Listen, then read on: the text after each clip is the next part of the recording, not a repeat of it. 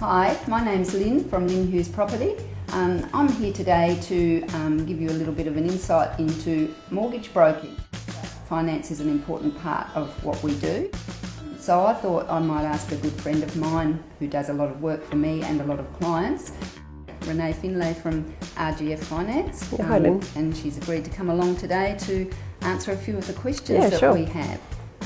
So firstly, I just wanted to say thank you for coming along. And the other thing too is why should people use a finance broker?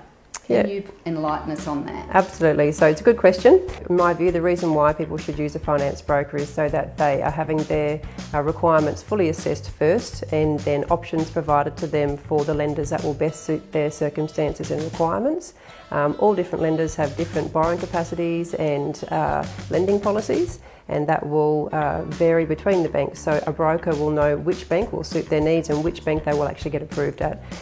We then provide them the best interest rate options and products that suit their needs, and they decide which bank they would like to proceed with. It's you working out what best suits them, whether they be self-employed or whether they're in a job. That's right, different lenders have different policies, and that can be, for a self-employed person, there'll be a lender that will take just 12 months financials, and then there's lenders who'll take 2 years worth of tax returns. The way they look at those tax returns and the income they take will vary between the banks, and that will mean a very different outcome for the client in relation to how much finance they can obtain.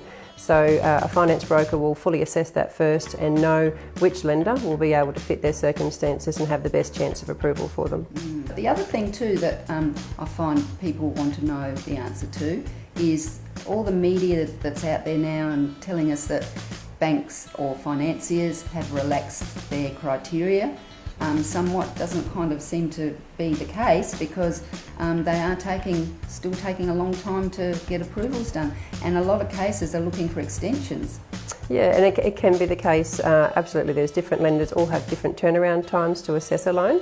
From a finance broker's perspective, I don't think that the lenders have relaxed their requirements. If anything, in 2020 there are more documentation requirements than there ever has been before, but on any given week the different banks will have different turnaround times to assess a loan. So this week there's a bank that will approve the loan within 24 hours, and then there's one bank that will take 15 days to pick up that loan for the first assessment. So if a client has used a broker, then the broker will know which bank to put that with to be able to get their loan approved in the right time frame for their purchase. Oh, that sounds really good. Takes the pain out of it.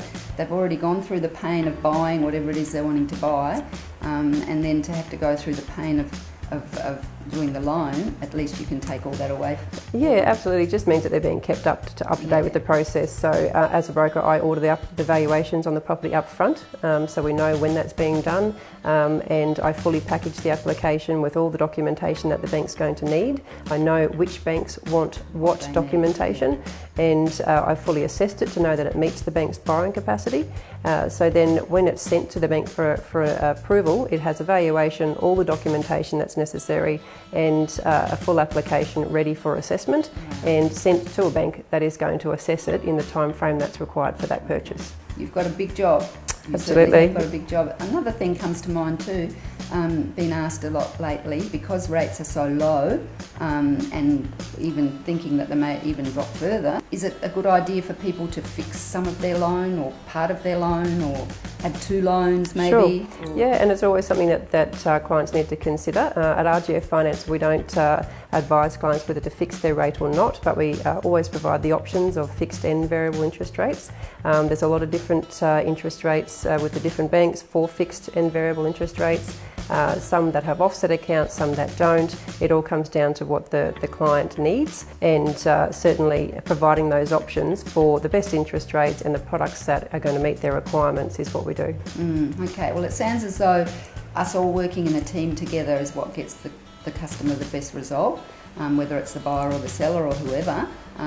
Everybody has to work as a team to get this through, and so I thank you so much for what you do for my clients, but also for any future clients, and thank you for coming along today. No problem, Lynn. Thank you. Thank you.